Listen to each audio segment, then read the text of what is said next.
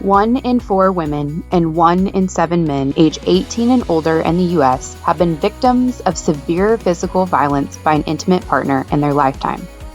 Additionally, death due to intimate partner violence equals roughly 1,300 deaths per year.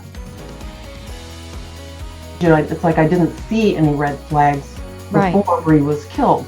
But then, of course, afterward, you're looking back at everything and you're thinking, oh my God, and then one time Bree, she came up and she had her little workout shorts on. She had this huge bruise on her leg. And I was like, Bree, what happened to your leg? And she was like, oh, Mom, it's nothing. I hit it on some work equipment downstairs. And I'm like, that does not look like you hit it on some work equipment.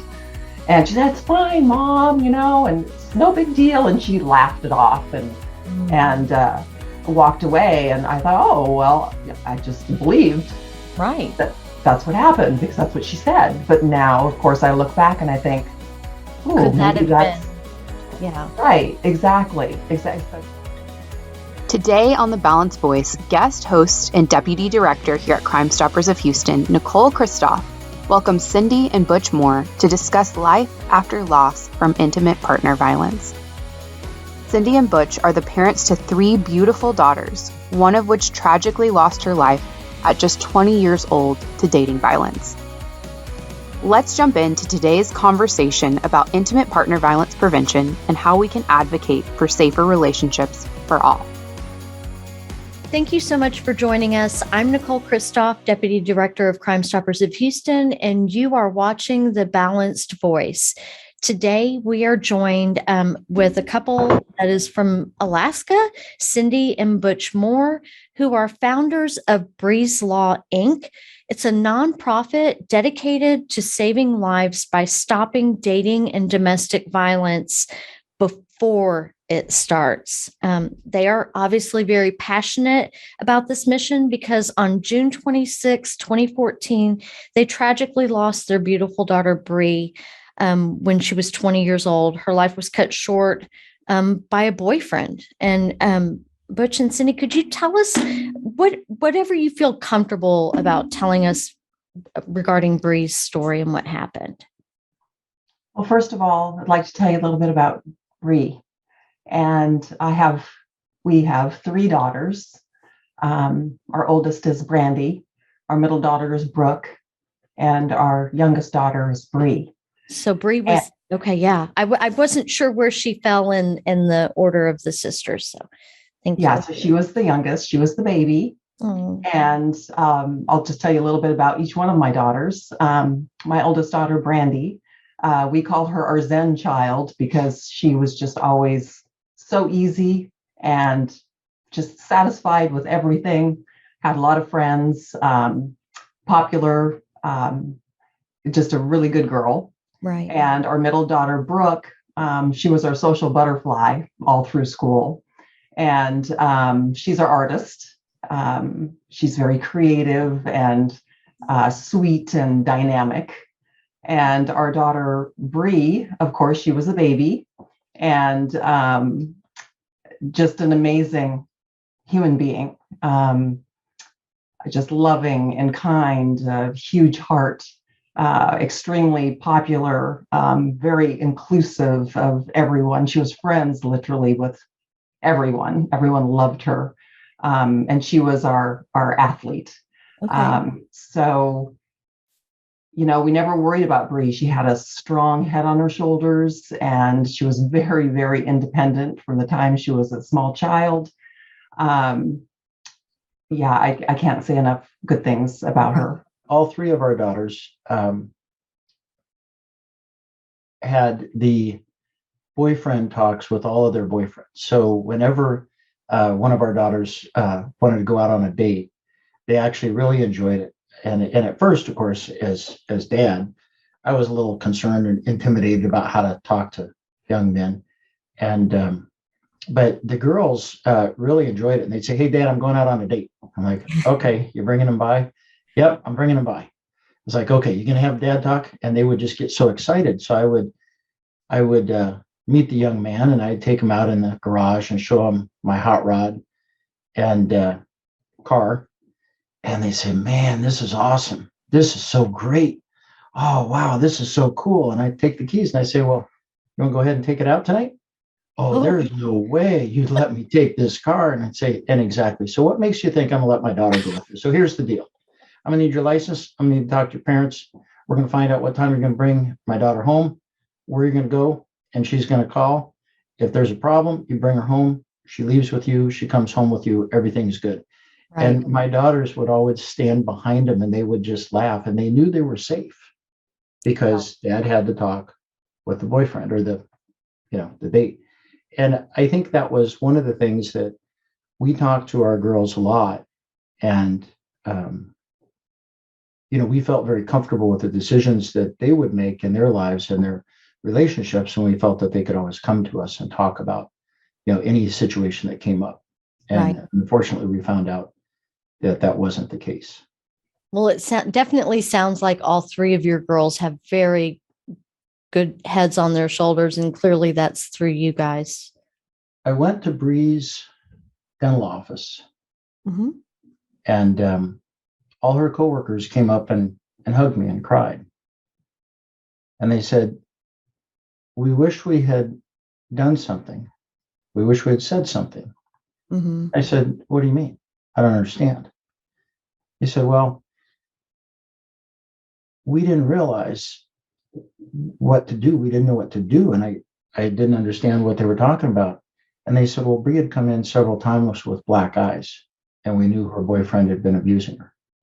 And this was 3 months after we lost Bree, after her boyfriend killed her. Wow. That had to have been hard for them and for you to hear something like that. I cannot imagine. Well, it was kind of at that moment, and she worked in a dental office and they're mandatory reporters. And yet I said to them, well, if she was choking on a Subway sandwich in the break room, what would you have done? They said, well, you give her the Heimlich maneuver.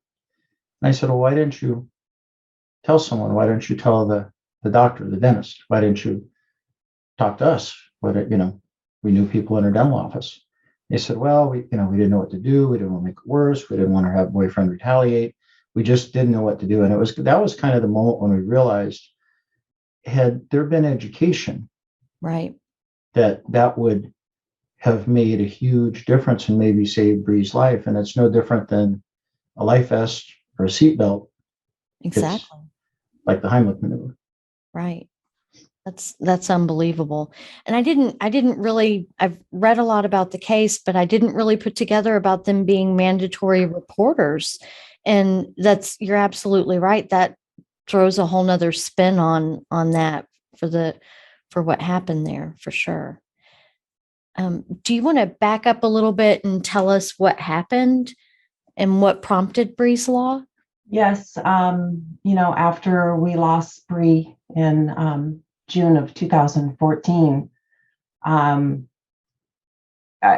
you never think something like this is going to happen in your family. You're so busy just living your life, raising your children. You never think that this is going to happen to you. And it was just so unbelievable. I started doing a lot of research after we lost Bree, and I was shocked to find out that in the state of Alaska, we're the number one state in men killing women. We're right up there at the top with our instances of domestic violence. I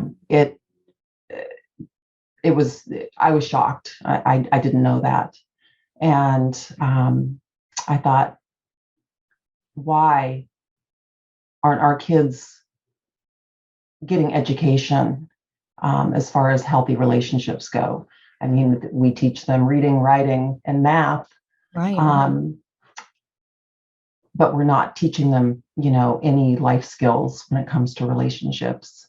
Exactly. And I think about my daughter, Bree, and all her academic years in school and in college, yet none of those academics did her any good in the end, because what she really needed was education on how to have a healthy dating relationship. Right. And one of the things that, that we found out after Bree was murdered and after we found out that she had been being abused, as parents, our kids go to somebody's house. If we don't know the parents, we meet the parents. We don't just drop them off at the curb and say, we'll see you, after the party or this weekend or, right. And Bree was smart. And I think in her case with her boyfriend, Josh, it was the broken wing, fix the baby bird, I'm going to help him. And we came to find out that Josh had a long history of abusing women. Right. It's kind of after the fact you find out, and the police interviewed and found in Alaska, there's a thing called 404B, which says you cannot bring a prior criminal act forward in a prosecution unless it's an act of domestic violence or sexual assault. And in fact, Josh had assaulted 6 women prior, some in the same house where he killed Bree in the same basement. And his parents had covered it up and sent the girls on their way. And a year, and this is a primary reason for this education, is that, some parents have said, well, why are we teaching this in school? Shouldn't the parents be teaching this to their kids? Shouldn't the parents be talking to their kids about dating? And that is the number one purpose in Bree's Law, is to get the kids to talk to their parents and the parents to talk to the kids. And in the case of Bree's boyfriend, Josh, a year before he killed Bree, he had beat, bloodied, and shot at a prior girlfriend, and his parents went to her house and cleaned up the blood, the gun, the evidence, and hid everything. Right.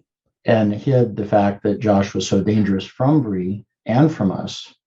And so a lot of this education it's not because it's kind of like the Heimlich maneuver. The person that you're learning the education for is not always just yourself, it's to help someone else. Exactly. I did read about Joshua's history with previous girlfriends, and how much it surprised me how much, and to the extent that his parents went through to cover up for him and keep him from getting in trouble.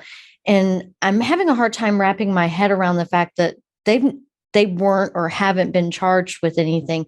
Has that changed at all? Have they ever been charged with any component of covering up for him? They have not. Oh. There's a video we put together. We filed a wrongful death lawsuit against Josh's parents and Josh for Bree's wrongful death. The component for felony homicide would be, in Bree's case, well, it's kind of like the pit bull. If the pit bull has attacked 5 or 6 different kids in the park and eventually the pit bull kills one, who's ultimately responsible? Is it pit bull's fault or is it the owner's fault? Right.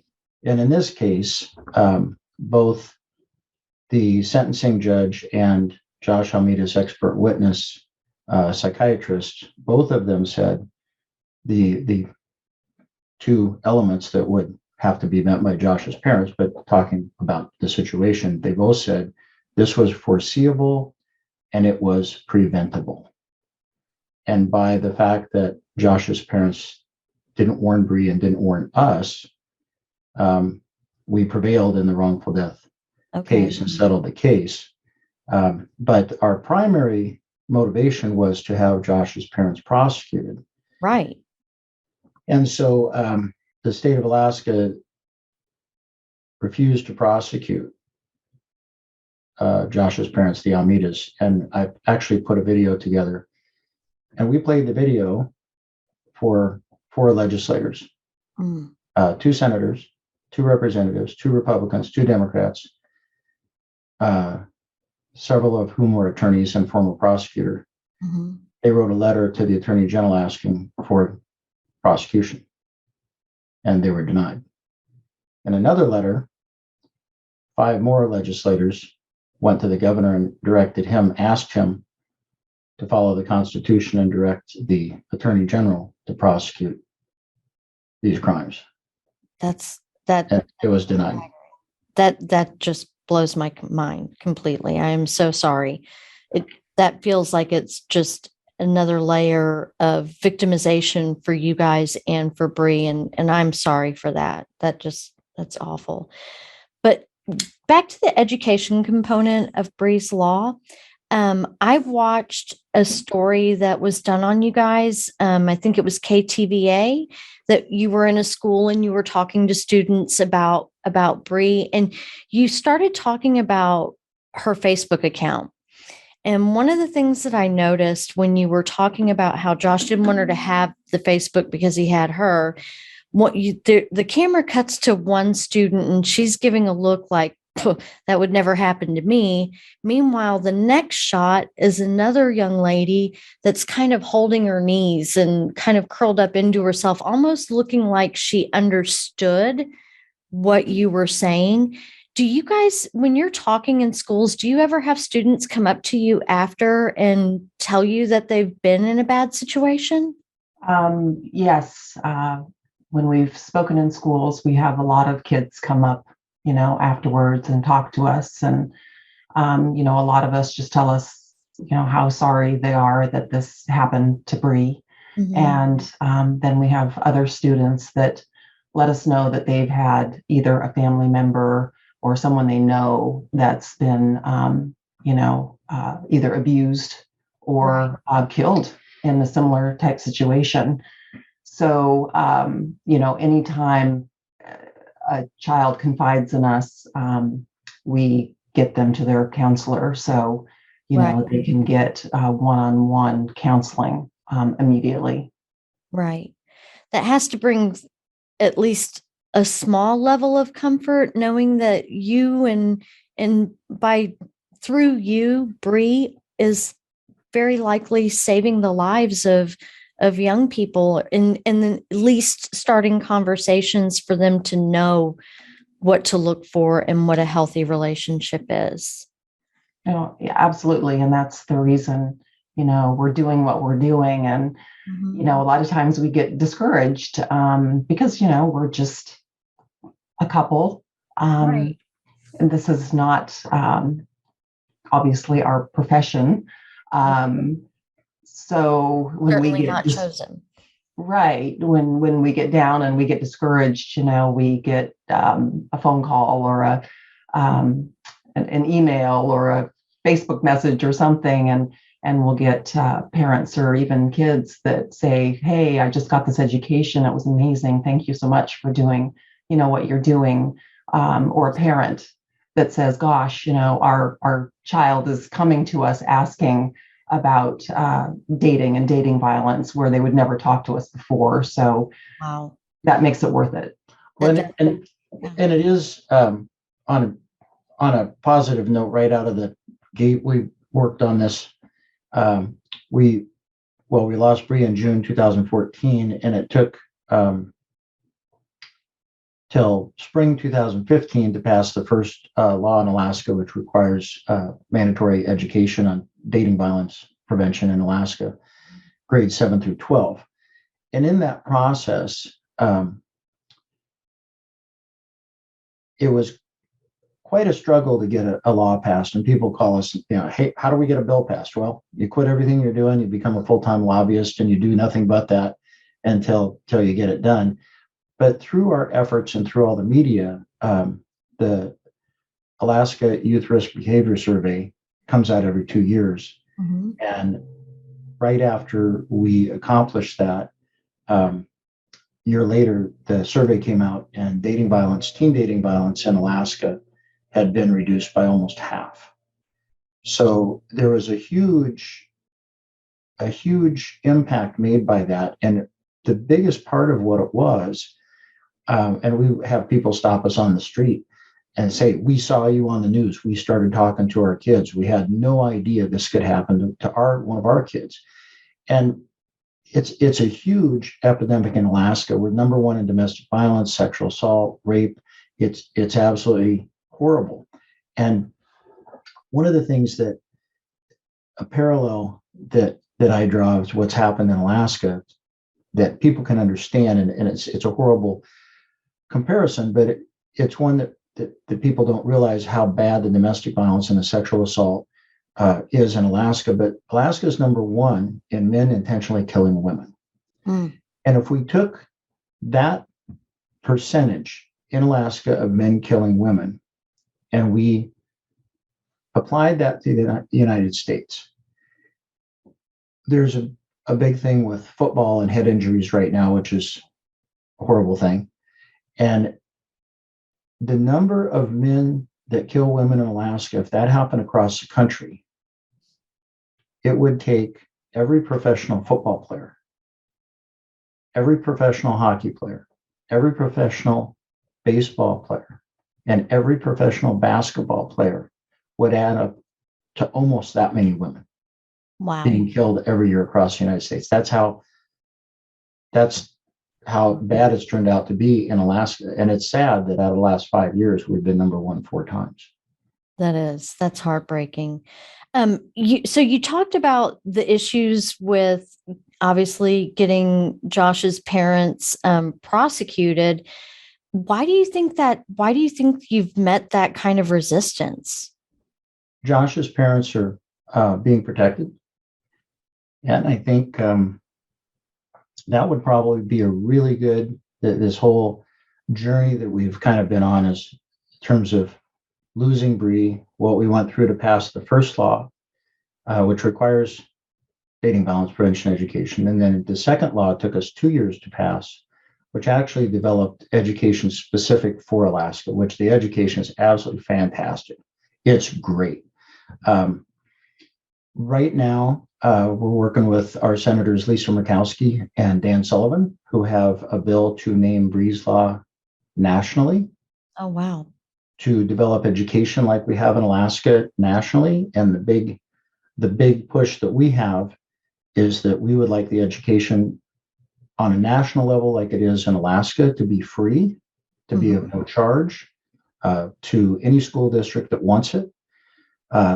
Congressman Don Young is prior sponsored a mirror bill to that, and we believe he'll have a draft of a mirror bill on the House side. And so I think our long way around to answer your question is it's been quite a journey. It's been quite a story. And probably the answer would be maybe a mini documentary series. And I think part of that is why the Almeidas have not been prosecuted is, a big part of this. Okay. Well, that's it. It still boggles my mind. I don't know that I'll ever get my mind wrapped around that. And as you said that, I was thinking to myself, after everything that I've read and watched, it does seem like it's so surreal and unbelievable that it must be some type of a movie or something like that. My heart breaks completely. We know that a lot of domestic violence victims suffer in silence and feel like they're alone. Yet we also know there's almost always someone in that person's life that saw some type of red flag. For instance, Bree's coworkers. And I absolutely love what you said when you said, don't be afraid to save someone's life. Have a difficult conversation with somebody. What are some conversation starters that you would recommend for our viewers for them to start talking to their children or for younger viewers to start talking to their parents about safe dating and healthy relationships? I think for parents, when their kids are dating, just ask them, and do it in a conversational way and not a probing way. Like, hey, how are you getting along with your boyfriend or girlfriend? And, what do you guys do when you hang out? And, what happens if, you guys disagree on something, how is that handled? Just some natural conversation with them. And I think the thing now, if I could go back and do it over again, which I can't.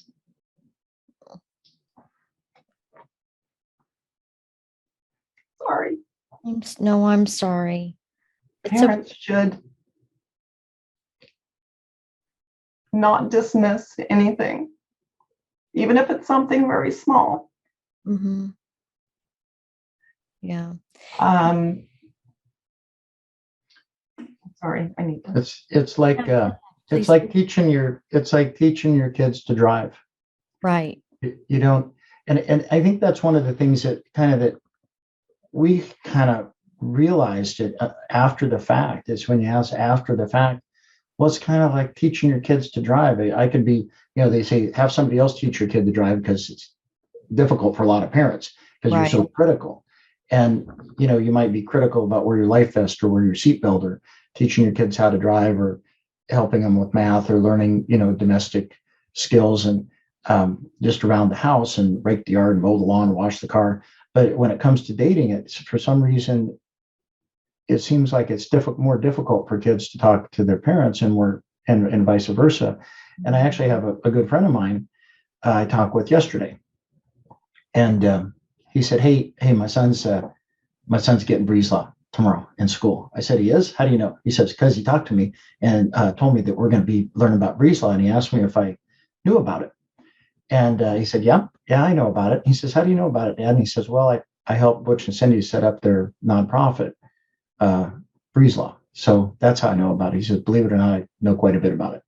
So I'm anxious to talk to him. That was yesterday. So he said, after my son comes home from school, I'll report back to you and let you know what he says. And the education that has been created is an interactive kind of like e-learning kind of thing. Okay. And when the first bill passed and it was mandatory to give the education, it was difficult for a lot of teachers because they hadn't been trained and there were different courses they could choose from that were copyrighted that the school districts had to buy, and it wasn't that smooth. And now that we have developed this education, the teachers are saying, why didn't we have this before? This is easy. It's simple. It's so quick and interactive and the kids love it. And so we're really excited about that. Well, I am too. And I really hope that it does go national because it's everywhere. It's pervasive and it's in every community and every socioeconomic situation as well.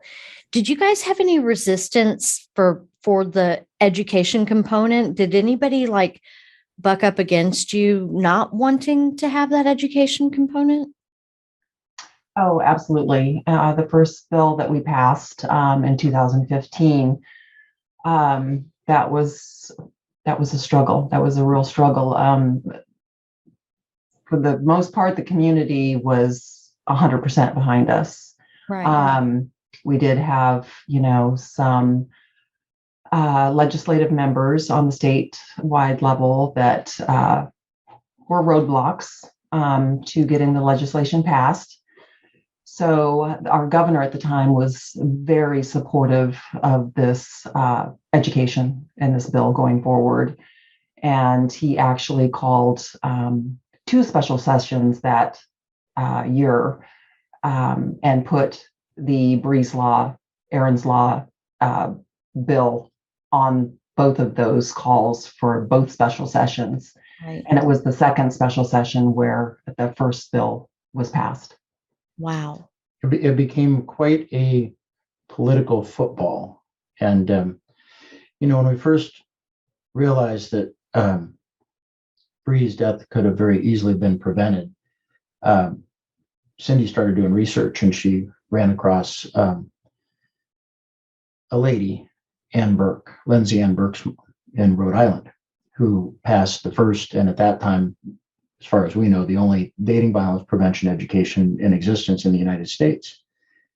And Cindy called her and said, why didn't you keep going? Why did you not get this passed on a national level? My daughter Bree she could be alive now had she and her boyfriend Josh got this education, and if Josh's friends and Bree's friends would have had the education, they could have, gotten help and prevented this from happening. And I asked Cindy, what'd she say?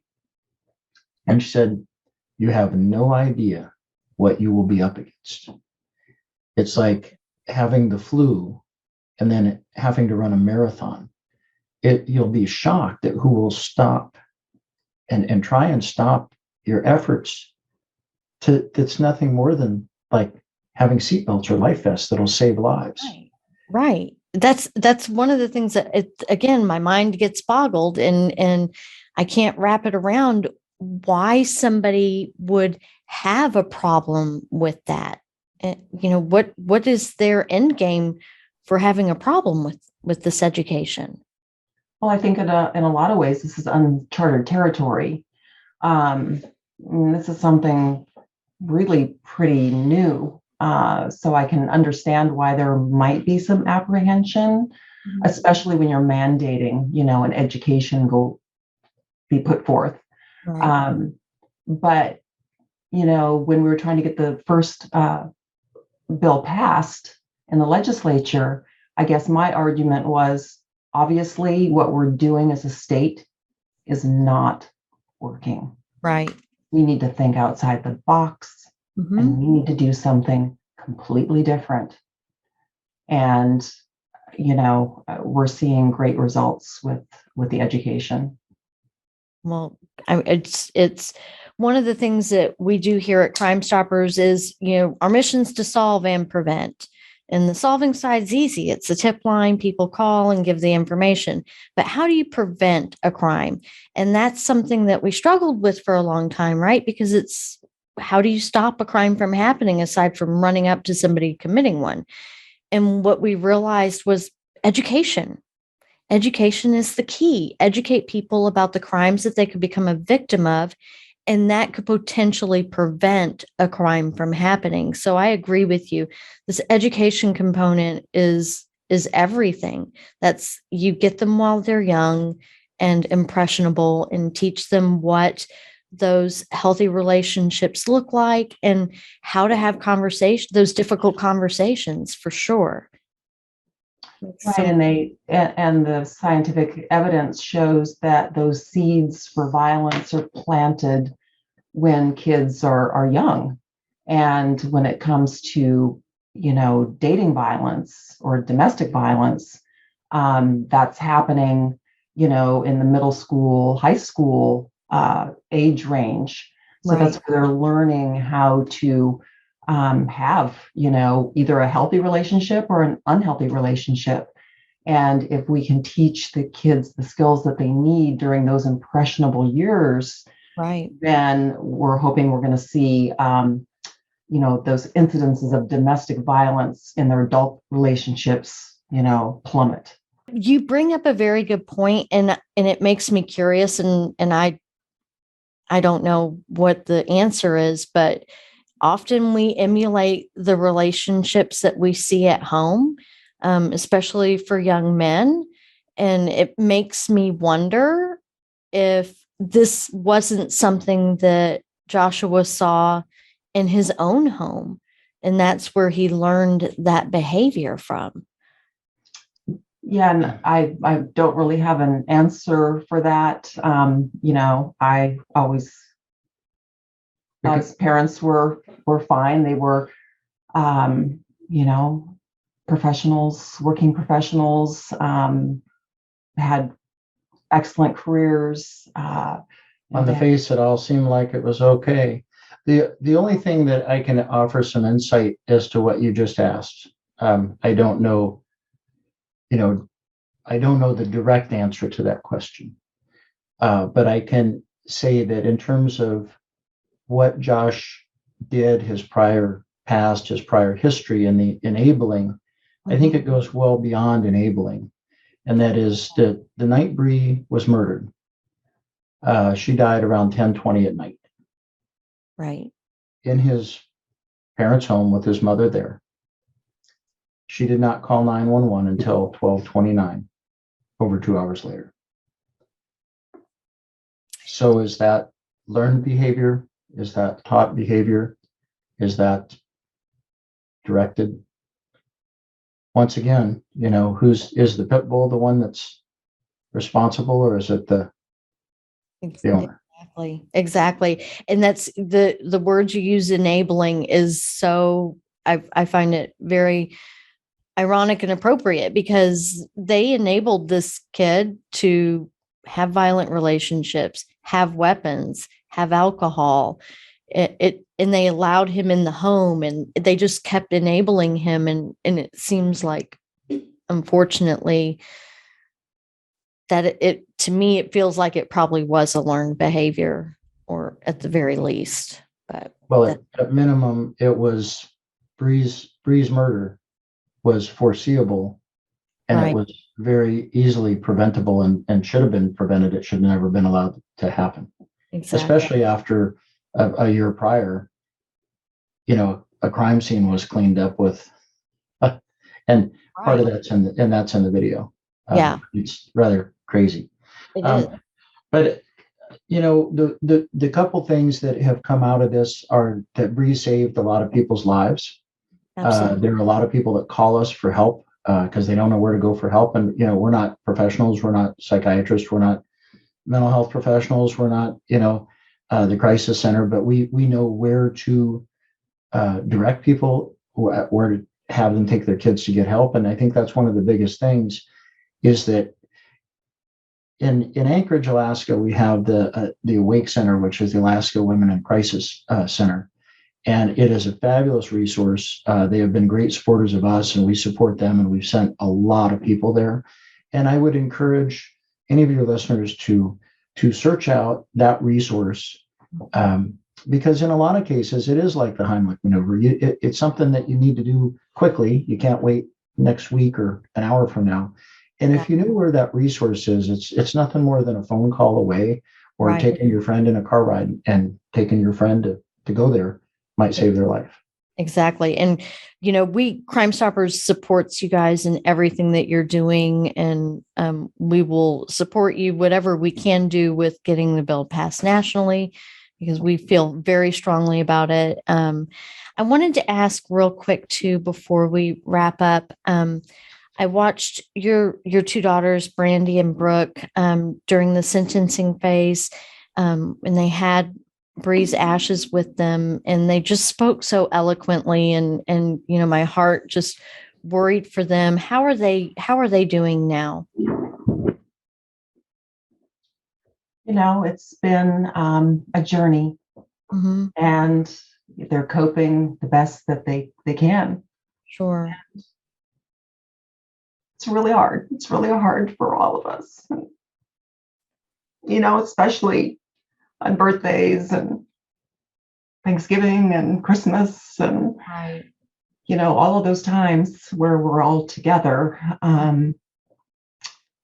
There's always going to be that hole, and that tremendous loss. And I think it's just made us all just more determined to get the word out and help others. Right. It's not the way I see it. And I applaud you for doing that, because what you're doing is the hardest part. It's real easy to lay down and give up. And the fact that you guys have really fought hard to make a difference and make sure that as many people as you can that you save, and you're doing that every single day. And I thank you for that. We get calls and emails through the Bree's Law Facebook and Bree's Law website. And the one thing that I think we can do from this point forward is we can continue to raise awareness of what happened with Bree, prevent that from happening to other young men and women, because Josh will be in prison for the rest of his life. And there's a couple things we can do. One is we have Senate Bill 2364. Okay. And we can go ahead and get you a link to that.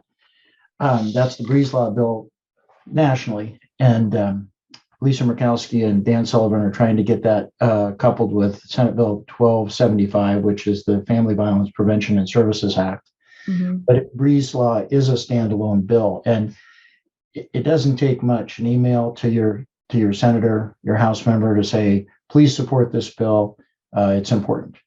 Exactly. And The other thing is, I think a documentary series on what's happened with Bree and uh, what led up to her death, how she was murdered, and what's happened with this education going forward.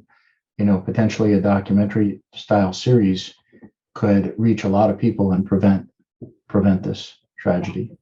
For your listeners that it doesn't seem like it affects you or will affect you, in Alaska, women over the age of 18, over 50% have been either physically or sexually assaulted.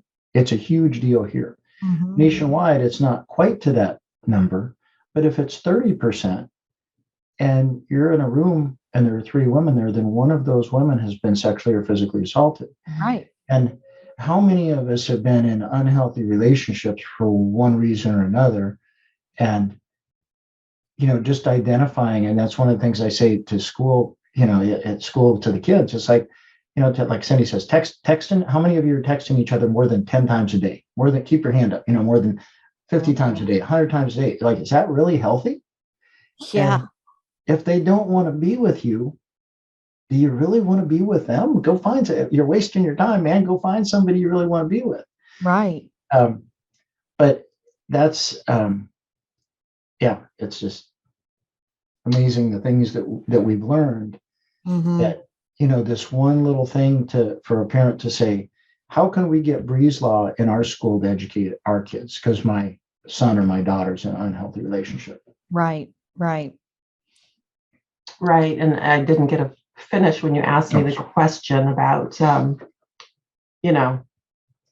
can parents look for red flags with their own kids in dating relationships. And I got emotional, but sometimes it's the smallest things. It's like I didn't see any red flags before Bree was killed, but then of course afterward you're looking back at everything and you're thinking, oh my God, and then one time Bree, she was very athletic and she would go, we have some workout equipment in our basement, so she'd go down there and work out, all the time. And one day she came up and she had her little workout shorts on. She had this huge bruise on her leg. And I was like, Bree, what happened to your leg? And this is when she was dating Josh. And she was like, oh, Mom, it's nothing. I hit it on some work equipment downstairs. And I'm like, that does not look like you hit it on some work equipment.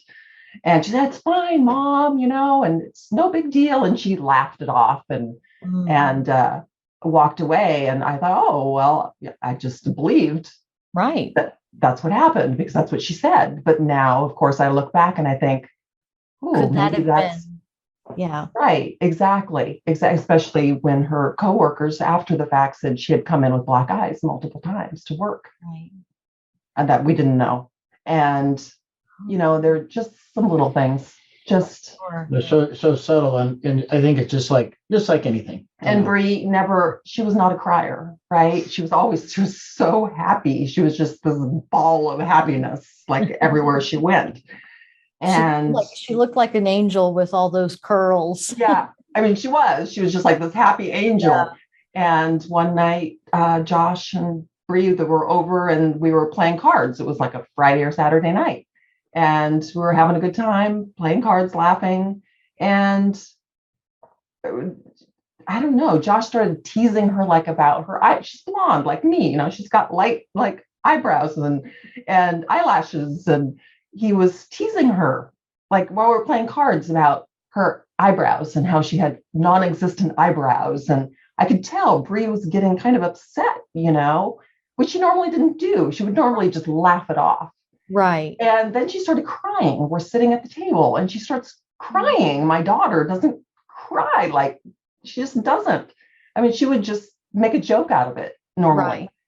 And so it bothered me so much. And I got up and I hugged her, and I asked her if she was okay. And she said, yeah, I'm fine, Mom.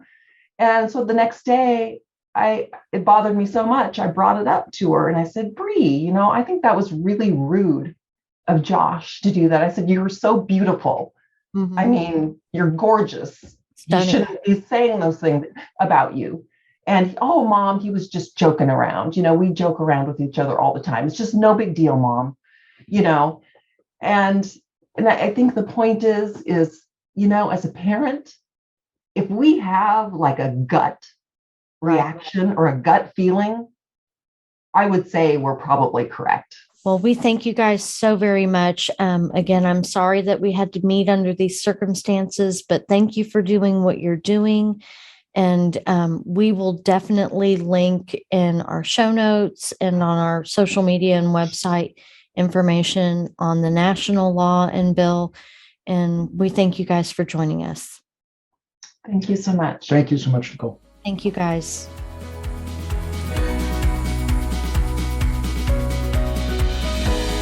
Thanks for tuning in to today's Balanced Conversation. You can find real solutions and tangible resources in our show notes at thebalancedvoicepodcast.com. To join the conversation, follow us on Instagram at The Balanced Voice Podcast and on Twitter at @BalancedVoice_. Stay up to date on Runya's work by following her at The Runya Report, and we can't wait to see you next week for another Balanced Conversation.